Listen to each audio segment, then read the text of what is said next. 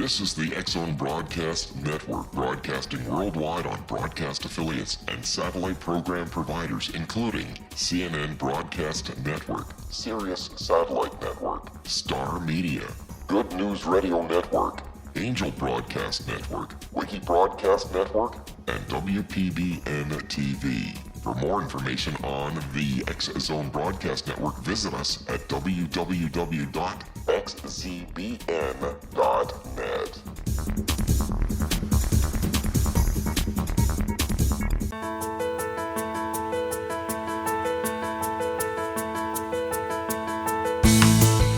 Welcome to Connecting with Coincidence, CC with BB. I'm Dr. Bernie Beitman, MD, your host.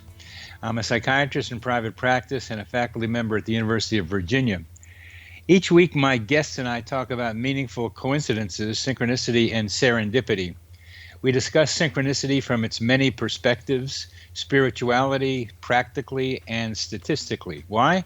To increase your connection to coincidences so that you can benefit from coincidence awareness in your daily life.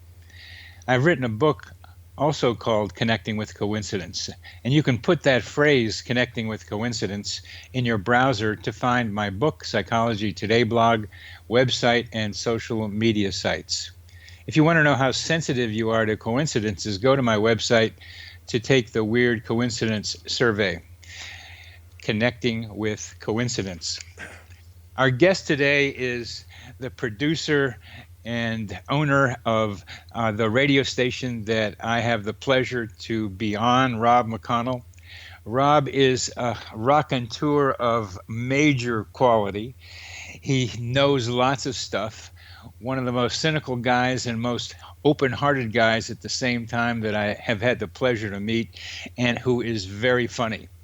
And he has listened to maybe 42 of my shows as the producer of them. I'm so delighted that he has stayed with me on that. And I want to know in this program, what does he think of coincidences? We've talked about them generally. He's heard my guests describe them and how they work and how they might work and how they appear in people's lives.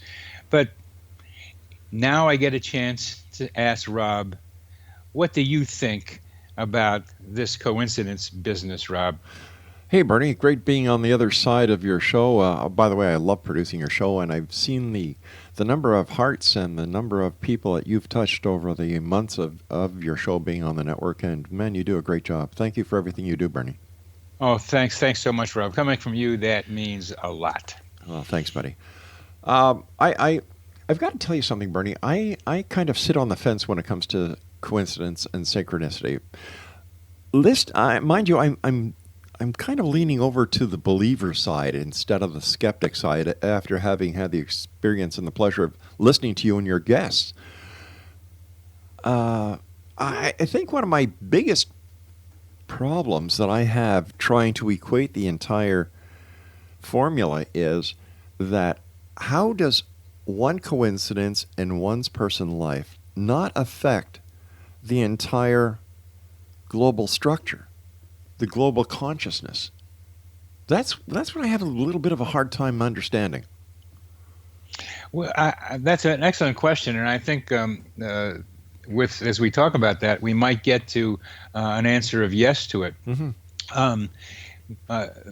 There are large coincidences and there are small coincidences, but let me ask you about what you mean by global consciousness, because that's a crucial question for me. All right. Let's just say that you and I are standing on the side of a pond. The water is very still, and we toss in one pebble. It causes the ripple effect.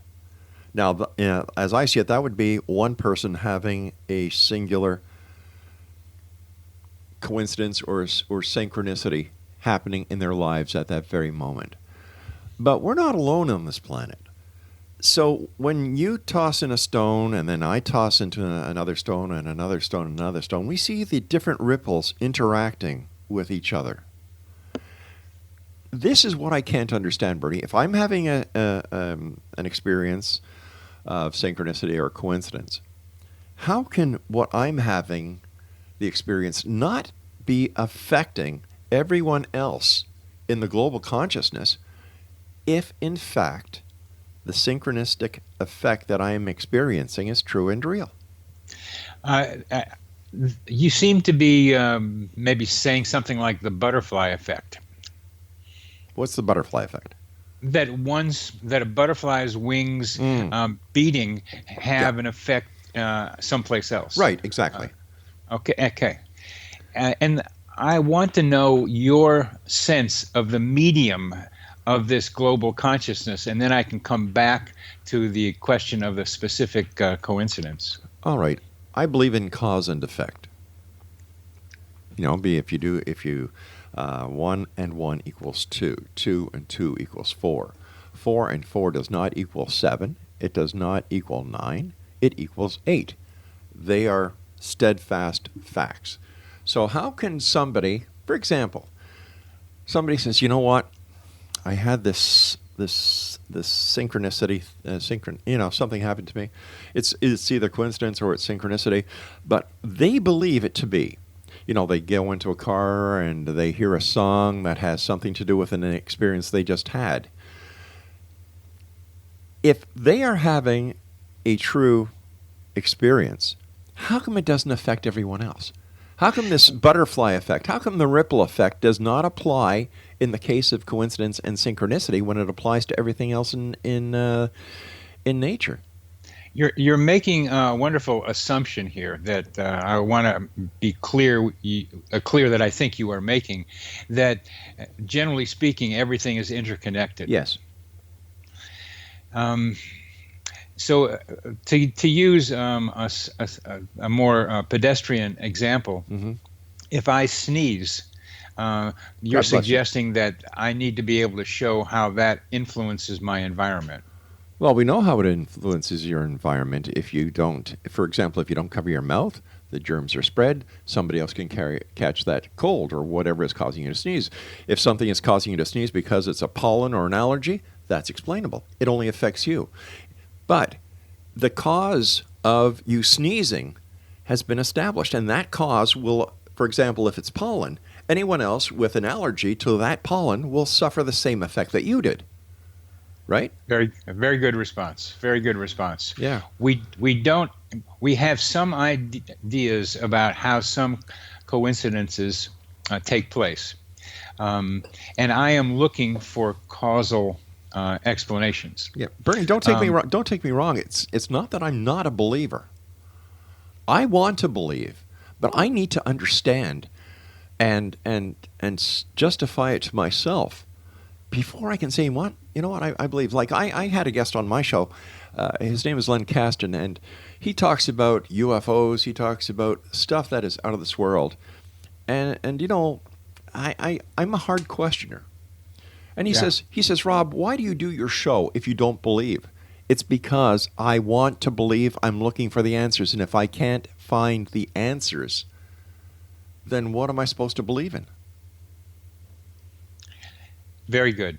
Very good. That's I have the skeptic in me too. Yeah. It's not, and I need to have that skeptic responded to. Mm-hmm. So let's look at first the range of coincidences. Okay. There's some are relatively minor. They're smaller pebbles, and there's some that are relatively larger. They might be bigger pebbles. Right. But as we talk about this, it's this global consciousness that underlies the question. And what I am trying to be able to do is map out through studying coincidences what this global consciousness looks like, what might be called the greater mind.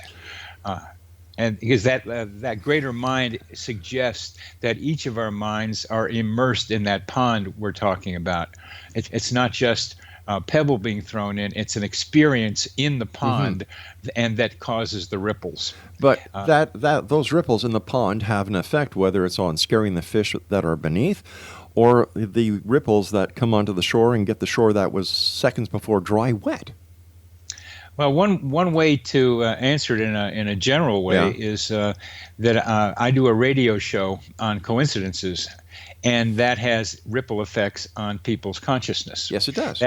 that makes them more aware of coincidences. So that is a partial answer to your question. It's talking about it, and you've given me the opportunity to be able to do that, and it happens. And I have a blog, and I have a book, and these are making people more aware of coincidences. That's not what you're talking about directly, but it is in the sense that what I am doing is making people more aware that coincidences exist and to look for them. And the more they look for them, the more they see them. Right, but a coincidence, like any other thing, needs to be believed in for the person who says, wow, that was a coincidence, in order to accept the fact that coincidences are real. Right or wrong? Yes, Okay. right. They have to not believe them, but before believing Or is seeing experience them. Right. Seeing them Yeah. is first. Sometimes seeing is believing, but a lot of times believing is seeing. And if you don't believe, you're not going to see them. And of course, my personal belief is that the power of belief is the strongest power in the universe, because if you believe you can do something, you will. We are continuing to expand that possibility, and coincidences, the study of coincidences is one way to study how belief influences what our potential powers are. For example, Okay. People vary in the kinds of coincidences that they're interested in, the kind of coincidences that they experience. As you know, I had an experience in which I was choking on something in San Francisco at 11 p.m. one night, the day before my birthday in 1973, and I found out the next day that at 2 a.m. in Wilmington, Delaware, which was the same time in San Francisco, my father was choking on his own blood and dying. That made me a believer that there are such things as coincidences, among other things. And that when I say coincidence, it's really a word that's a fig leaf for something else. And that something else varies. And that something else is a potential causal explanation, which I keep trying to look for. That coincidences alert us to possible causal explanations which modern science has yet to believe in. And what happened with my father and me was a direct experience of what telepathy used to mean. Tele, at a distance, pathy, feeling. So it was telepathic, but since that word is now is more cognitive, more idea oriented, I invented the word simulpathity. And I looked around, do other people have experiences like this? Definitely. My weird coincidence survey suggested it. So I became a believer in the possibility that people can experience the pain of a loved one at a distance. And that, by my having that experience and telling other people about it, that gets other people more able to talk about their personal experiences that resemble it. You see, I look at that as not being a coincidence. I look at that as having to do something with the power of the mind for someone in need or someone having a total negative experience to reach out to those that love them and that are loved, who are connected by some part of the brain that we have yet to discover. Something like that I can't justify as being a coincidence. I think it is... Oh, yeah, you're right there, Rob. I use the word coincidence as a fig leaf, as a cover word, because we can talk about coincidences. What you just described is a kind of way of talking about telepathy, which a lot of people don't believe in. But if you have a coincidence like the one I described, it makes you think there might be something else going on. So a coincidence can be a directive towards something else. And we're coming to the end of this segment, Rob. This is great talking with you. Nice talking to you, B. We'll be back after a short break.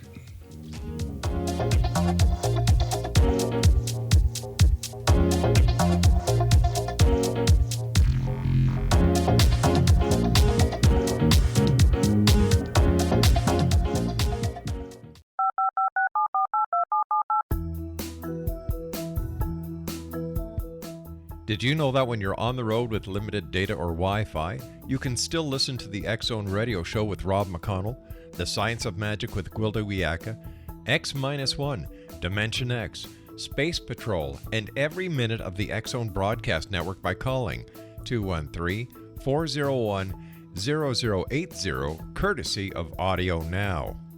No smartphone, app, or internet needed. It saves your data plan, and it's free if you have unlimited minutes. Call 213-401-0080 to listen on any phone, anytime, anywhere. Remember 213-401-0080 for the best of the paranormal, parapsychology, and sci-fi radio programming anywhere, 24/7, 365. This is the X Broadcast Network, broadcasting worldwide on broadcast affiliates and satellite program providers, including CNN Broadcast Network, Sirius Satellite Network, Star Media, Good News Radio Network, Angel Broadcast Network, Wiki Broadcast Network, and WPBN TV. For more information on the X Zone Broadcast Network, visit us at www.xzbn.net.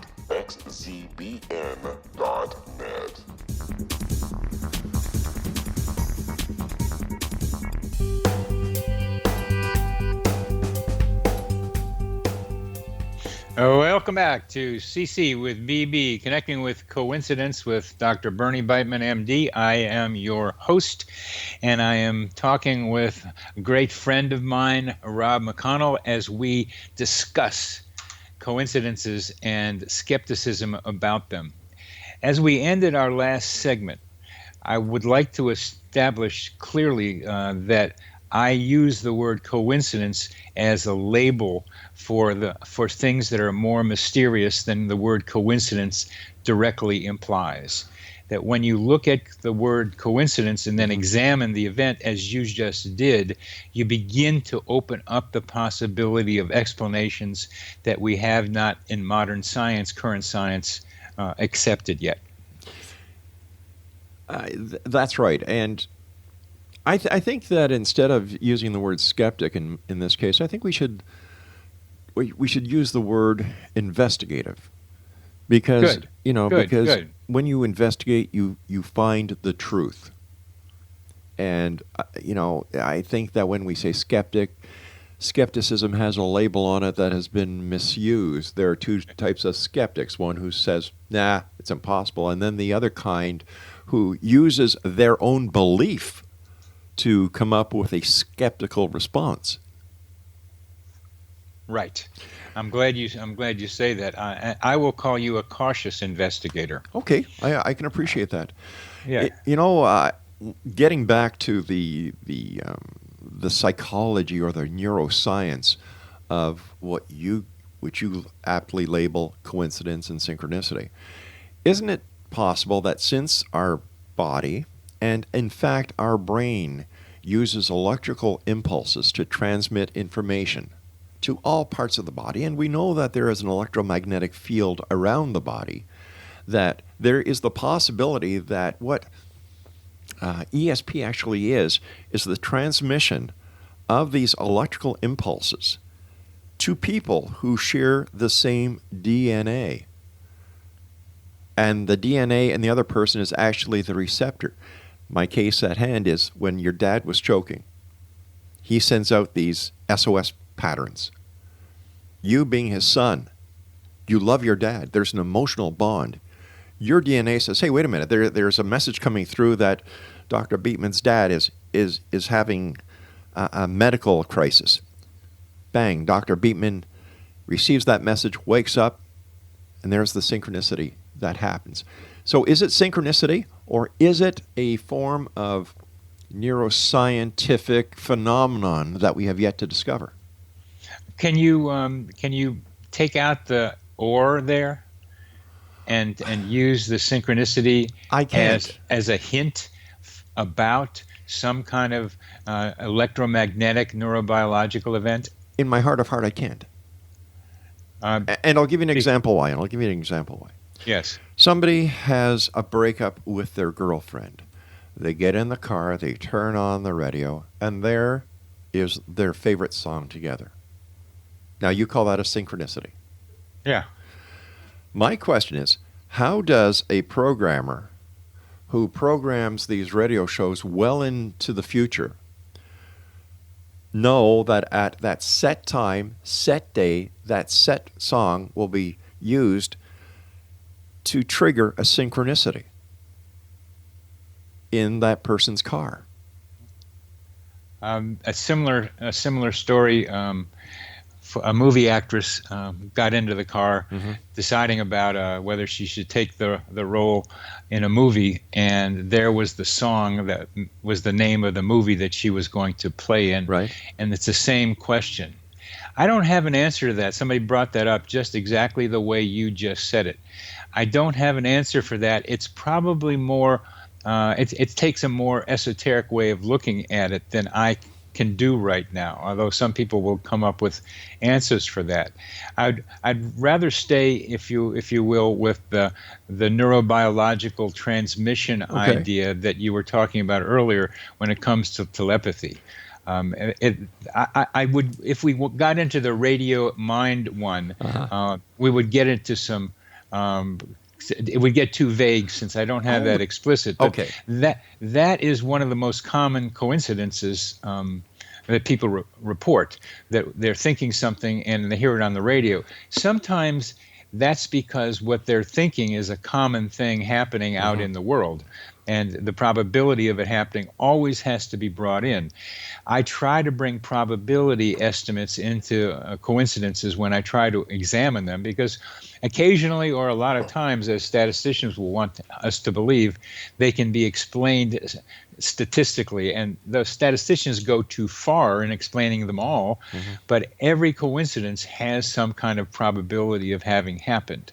But let's go back to the way you were thinking about the transmission idea and the telepathy idea, because there you and I may have more in common than people who talk about telepathy currently. Well, you see, the way I look at it, Bernie, is that the proof of that theory actually exists, and yet because it is, I think, right in front of everybody, they miss it. Let's take a look at.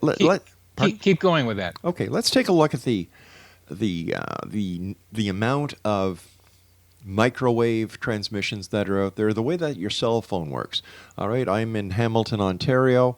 I know your number. I pick up my cell phone. I dial you. It goes to the closest transmission tower for my carrier. Is transmitted. This is fun because you're right in the middle of broadcasting. Exactly. The stuff through the airwaves, and so you're even closer on a daily basis to what we're talking about here. Right. So yeah, keep going. So my specific telephone number that I have keyed in is going through the system. Let's call it the neuron system in the brain as a comparison, and is looking for your telephone number. It finds your carrier, it finds your number, your phone rings, and you and I talk. So maybe, using the same analogy, our mind does the same thing. Now try to go ahead and say what the transmitter is. We know what it is when you're calling me. Right. What is it that when my father is contacting me, what is the transmission mode? Thought. And how does thought go from 3,000 miles away in a fairly short period of time? Now you see, this is something that isn't being investigated. Yes. Because take for example, Bernie, the radio signal that I put out, it doesn't stop here on planet Earth. It keeps on going. It keeps on going. It goes past Jupiter. It goes into the next solar system. It goes into the next galaxy. It does not stop. The same thing, I believe, happens with your thought. When your dad was in a matter of crisis, he connected with you. It's the same thing when people have the apparition of a parent or a loved one who is getting ready to pass. They could be thousands of miles away, and yet that person will have an apparition that their parent visited them. The apparition stops, the phone rings, and the person learns that their loved one has passed. Exactly. Crisis apparition. Exactly. So I believe that there is something called a crisis thought transference. How does that work, Rob?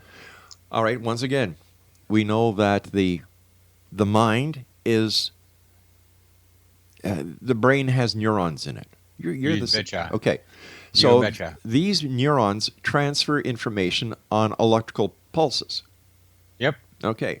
If you have the myelin that deteriorates around the nerves, you have a, you have a short.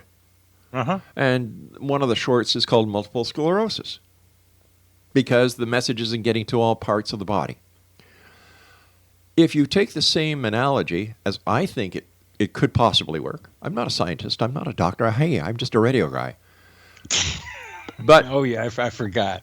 yeah, but when you take that and you say, all right, we are human transmitters. Human body is a broadcast mechanism. We transmit messages and we receive messages. We know this for a fact. We can actually see it using certain types of photography to see the aura, which transmits, because that is a signal coming from within, going out into your own electromagnetic field. Yep. So I don't understand why certain members of the scientific community, and I'm certainly not talking about you here, Bernie, because I've got a lot of respect for you, and I don't respect a lot of people, as you well know. Thank you. Thank you. I think that what we limit ourselves to is what we can see. And I believe that neuroscience will one day, if they haven't already and they're still working on it to prove it before they come out and say it, is basically understanding that thought transference is real. Telepathy is real. It is the transmission of a thought sent through the ether to a receiver. Transmission, reception. Maybe that's the entire premise behind the power of prayer. When you go to church and you pray for someone who is sick, or in a prayer circle, whatever they call them, goes to show you how often I go to church. Maybe this is what prayer is all about, is getting that message to that person, letting them know they're not alone, and that the power of thought, the power of the positive energy that you're transmitting plays within the body. The brain receives it, and the increased power somehow helps to heal. I've lost you, huh? But the words I want to focus on is ether, Right. and the electromagnetic activity around the brain and body, as you talked about with Kirlian photography, or even just seeing auras, which I've been able to do sometimes. And I experience, as a therapist, electromagnetic activity between me and my patients. Well, this is what happens when people read each other. They are reading the electromagnetic impulses that they're receiving from the person. So if we can do this at short distances, why do people think that we can't do it in long distances? Especially understanding that, correct me if I'm wrong here, Bernie, that we only understand about 10% of the function of the human brain.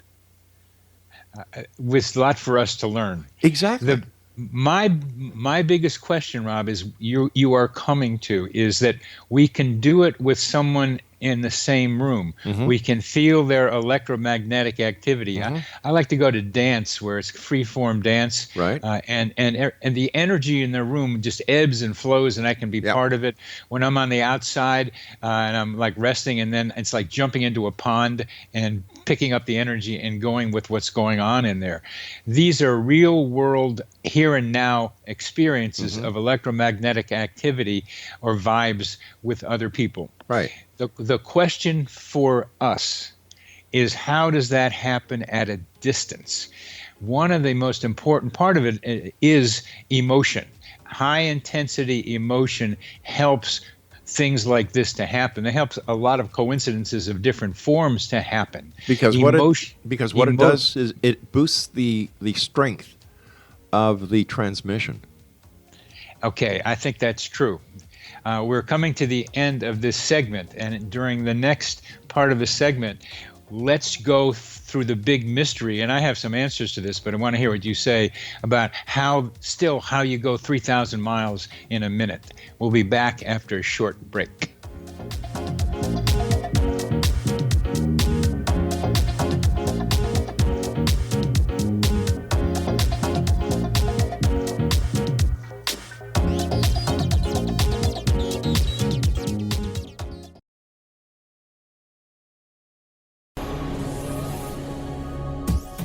This is the X Broadcast Network, broadcasting worldwide on broadcast affiliates and satellite program providers, including CNN Broadcast Network, Sirius Satellite Network, Star Media, Good News Radio Network, Angel Broadcast Network, Wiki Broadcast Network, and WPBN TV. For more information on the X Zone Broadcast Network, visit us at www.xzbn.net.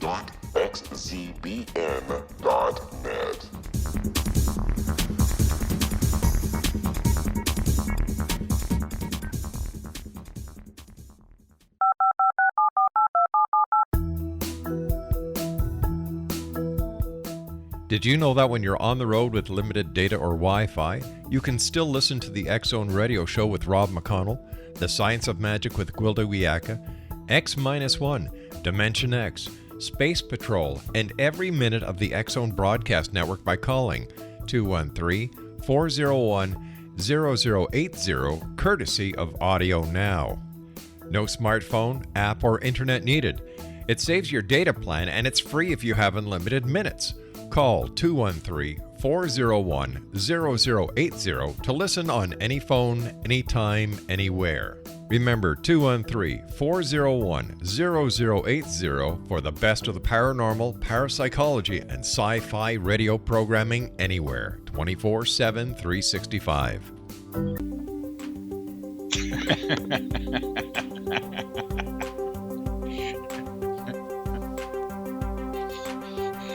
Welcome back to CC with BB. I'm Dr. Bernie Beitman, MD, your host, trying to get a little spacey with my super guest, Rob McConnell, as we talk about space. We talk about the space between my father and me, 3,000 miles apart, and other people just like this at great distances. Mm-hmm. Individuals feel the pain, the emotion of another, and how does that happen? Emotion drives it, but you're mechanistic and so am I. How does that information get transmitted through the ether? What is the ether and how is it transmitted? All right, let me ask you a question. Why is it that people believe that the speed of light is based on a set formula that we have come up with in this time of our evolution? Why do they think that it is fact and written in stone? I'm glad you bring that up because people are questioning it just as you do. You see, the way I look at it, Bernie, is that a lot of the questions that try to be answered are based on the physics that we have today. Yes. You know, Einstein, everybody, bows to him and, they put him up on an altar and, they kiss his royal butt. How do we know Einstein will be proven wrong in the future as we progress with the new scientific and the new quantum physics that are bound to be discovered? Like, nothing stays still. No. So how do we know that thought transference can, in fact, travel instantaneously? How do we know that isn't possible? Because Einstein says it can't? I don't believe Einstein all the time. Well, Einstein thought it was spooky action at a distance.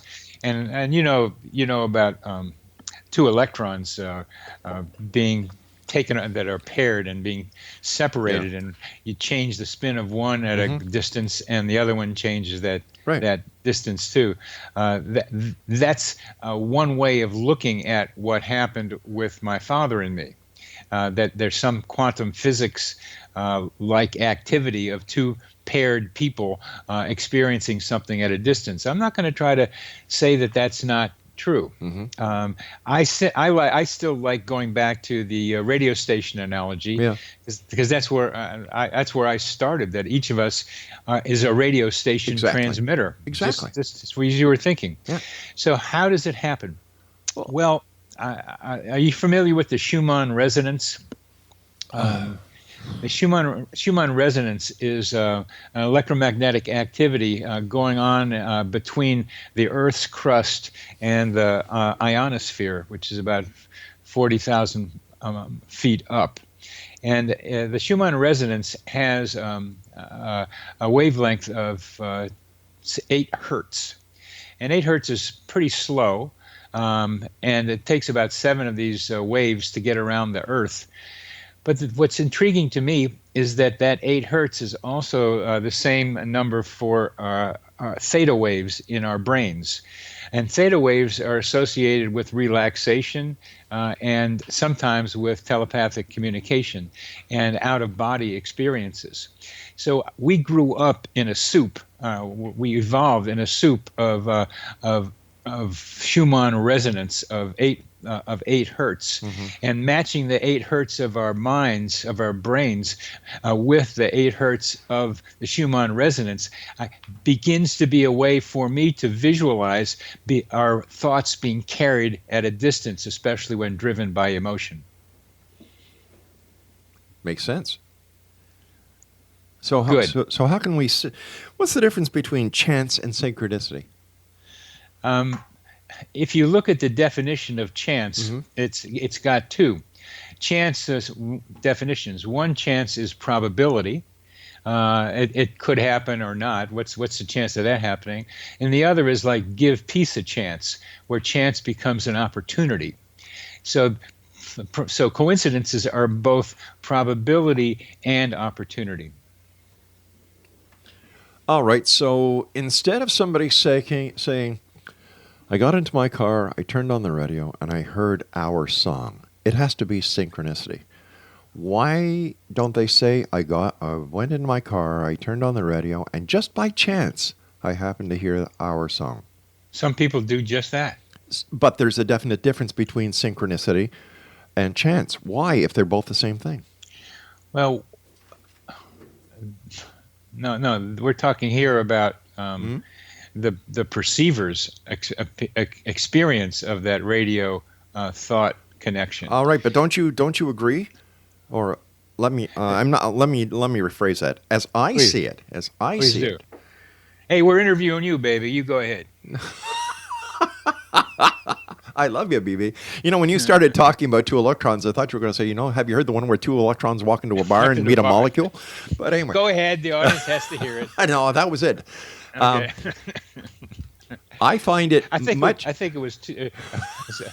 It's the answer. Do you remember it? There's 2 electrons walking in the bar. One says to the other, "Why are you so negative?" That's what it has. So, yeah. I love how I can digress. Okay, so you've. I forgot what I was going to say here. All right, no. Let's take the analogy of that programmer. Okay, he programs the song. 3 weeks later, that program is broadcast.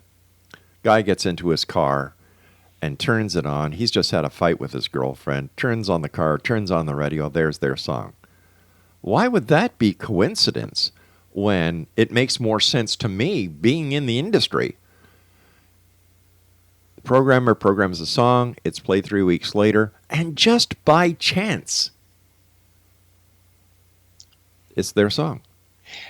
This is where we have to recognize the choice the experiencer has in interpreting that coincidence. It's a coincidence no matter no matter how you define coincidence, whereas coincidence simply means the coming together of 2 life events in a surprising and unexplained way. Well, what's the difference? All right, so what is the definition of chance then? I'm sorry, I might have missed something here. Well, I gave you 2 definitions of chance. Give them to me again. One is probability. Yeah. The same thing you were just talking about. Probability. It's a chance event. That means it happened by probability. There was a probability of its happening because the guy's playing the radio, playing stuff, and you're going to get in, and there's zillions of people getting into getting into cars, listening to radios. So that's the statistician's perspective. And there are well-known statisticians, too, in England who will say just what you're saying. The law of very large numbers says that sort of thing is going to happen lots of times because there's 7 billion people on Earth, there's lots of radios, and there's lots of romantic breakups. So it's going to happen by chance, by probability, by the law of very large numbers. You see, to me, that makes more sense than saying it was destiny. Destiny is something else. Now, where I am, Rob, is between destiny it's orchestrated and probability. I'm saying that we human beings here have something to do with those events. And let me give you an example that's a little easier to understand. I was at dance last week or 2 weeks ago, and I've been having trouble with the guy who I wrote a couple of the songs that you're playing on your radio station, these coincidence songs that I've done, or that we've done. Mm-hmm. And we were having one of our spats, and it was irreconcilable at the time. So I felt hot in the dance floor, so I wanted to go outside to cool off. And I run into his wife. And his wife and I talk about the problem Francesco and I are having, and we resolve it. And Francesco and I are going to meet later today because we ran into each other, because I ran into his wife. The timing of my leaving the dance floor and running into her, and I've been on that dance floor many times, and I've left it many times. I've never run into her before. That was what I am going to say based on need. I needed to resolve this problem with Francesco, and I sensed in a way that we are talking about that his wife was there so that I could go into the narrow time window of her being there waiting for her daughter to come out from violin practice, bass guitar practice, and have this conversation with her with just enough time until the daughter came out. I call that human GPS. The capacity of human beings to find their ways to places they need to be without knowing consciously or how they got there. And something like that, I think, happened with Sissy Spacek and listening and getting on the radio, listening to a radio program playing Coal Miner's Daughter. Something like that happened to her, and something like that happens when the man has the breakup with his girlfriend and turns on the radio. We have intuitive senses for what's going on around us that match our needs, and we can pick up and somehow, without knowing how or that we are doing it, get to where we need to be so that we can have the experience we need to have. But in the big scheme of things, that doesn't make any sense. It really makes no sense to me. Because what you're saying is that you are so important in this universe that the universe has directed its entire workings to you. And that makes no sense because there would be a global shift within the time-space continuum, if in fact that did affect, if that did happen, because it would be affecting every person on this planet. Now, there's some people. Is this our last segment? I got so caught up in this. No, we got one more left. Okay, that I don't take that perspective, although some people do. And our last, the Sky Nelson, who I interviewed last week, can be talking something like that, but it's not exactly as self-centered as it seems. What I'm saying is, just like the wife of Francesco was there, and I could sense it, and therefore went out and ran into her, that the guy getting into the car senses the timing is right for him to hear that song that's already programmed on the radio.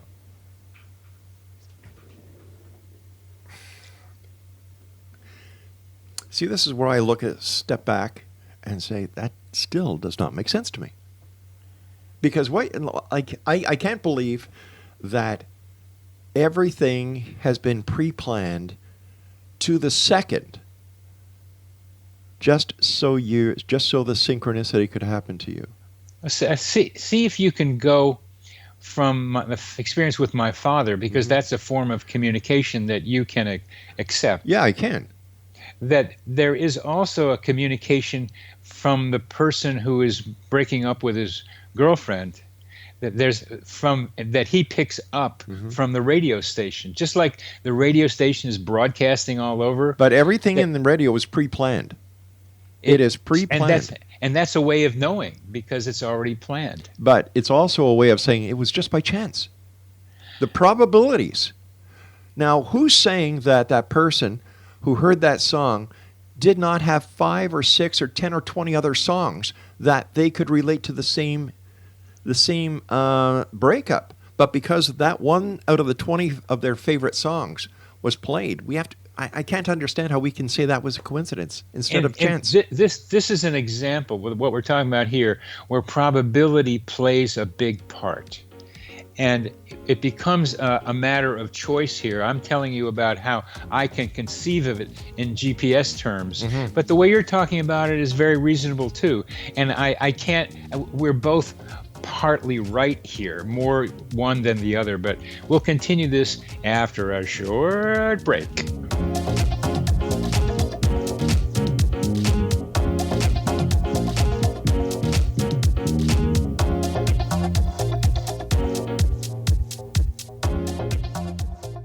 The Earth is under ever-increasing pressure from untenable lifestyles and growing populations. Yet, viable answers seem in short supply. What if I told you there's an ancient form that can empower you to take charge of your life?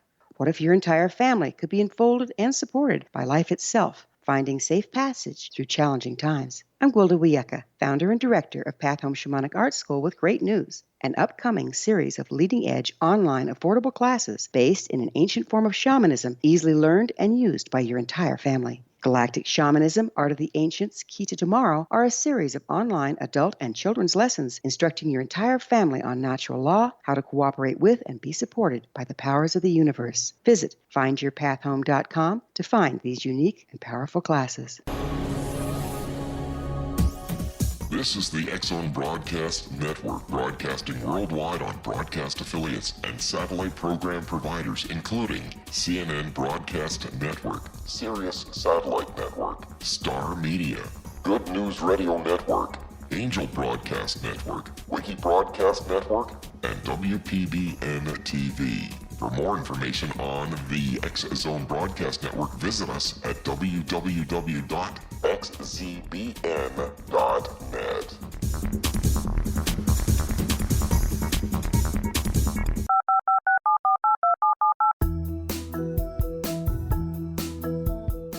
Did you know that when you're on the road with limited data or Wi-Fi, you can still listen to the X Zone Radio Show with Rob McConnell, The Science of Magic with Gwilda Wiyaka, X-1, Dimension X, Space Patrol, and every minute of the X Zone Broadcast Network by calling 213-401-0080, courtesy of Audio Now. No smartphone, app, or internet needed. It saves your data plan, and it's free if you have unlimited minutes. Call 213-401-0080 to listen on any phone, anytime, anywhere. Remember 213-401-0080 for the best of the paranormal, parapsychology, and sci-fi radio programming anywhere, 24/7, 365.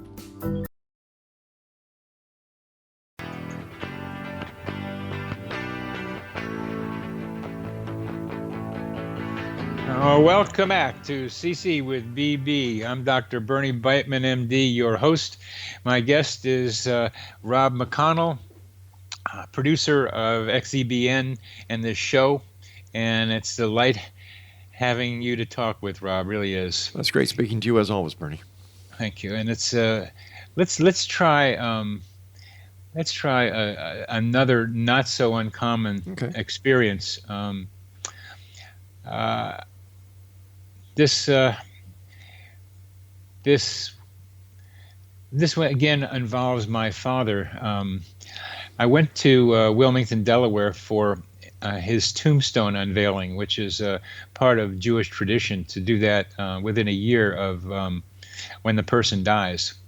And instead of when I came, and I was living in San Francisco, so instead of getting back on the plane as I had planned to, I delayed a day to visit a friend of mine who was going to jail for protesting the Vietnam War. And got on the plane and changed planes in Dallas, Texas, and sat next to a woman with a seat in between, and she had a big watch on, and leaned over and asked me, "What time is it?" As a way of starting the conversation. And we had a very good conversation, and ended up getting married and having 2 boys, and now I have 2 grandchildren. How did that happen? There are stories like this. Okay. That I explained in my way, and that another person with a similar one where she needed an intervention and got it. I explained it that my father helped arrange this, which is not scientific, but emotionally satisfying. But that's because you want to believe it. It doesn't mean that's the real reason, Bernie. It's because it suits your personal needs. It suits your personal requirements. That's how I see it. Like, I cannot understand, and no disrespect to the situation, but I can't understand how, like, in order for her to be put in the seat beside you, look at all the things that would have had to happen, not just for Bernie Beitman, but for everyone else in the world for that to happen. Once again, we're focusing and saying, now this is how I see it. Now, please, don't take me wrong. I am so important, or my needs are so great, that the universe set everything up prior to time just so that this would happen. I can't buy that. I don't buy that either. So how do you explain it in a rational way that can be proven? Some of the ideas that coincidences suggest are beyond even conceptualization for modern science, which includes quantum mechanics. There are strange things happening under the moon that we can't and that we don't understand. I can't explain it. The way explanations sometimes come around is starting with a feeling and a desire to do it. But this is not the universe, whatever that is, making it happen. It's 2 people whose hearts need to find somebody else, need to find another heart, somehow finding their ways to each other. And how do things get arranged for that to happen? I don't know. But as a scientist, how can you say something is real when you can't quantify it? And you're a doctor. You're a scientist. How can you quantify it? And just leave it to, well, that's what happened. I don't know how it happened, so it happened and I've got to accept it. Well, the way I start quantifying things like this is by collecting stories like it. That's the beginning of quantification. Well, you have to prove that these things happen. And what you're doing and using as a bench test are people who believe. Would this not be better sent out to people who are not believers and who have not gone to a specific website or to a research institution because they believe in the same things that you believe in? Some of them who contact me have no idea how they happen. It's the surprise and the emotion that gets involved with it. But now we're coming back and you're interviewing me, and I want to turn this back with another example for you to talk about, that the data is even stronger than what I can do with what I've just talked about. But I'm just asking a question. I'm not interviewing you. I'm just asking questions that I'd like answered, and you're the expert in the field. Let me give you another kind of coincidence. Okay.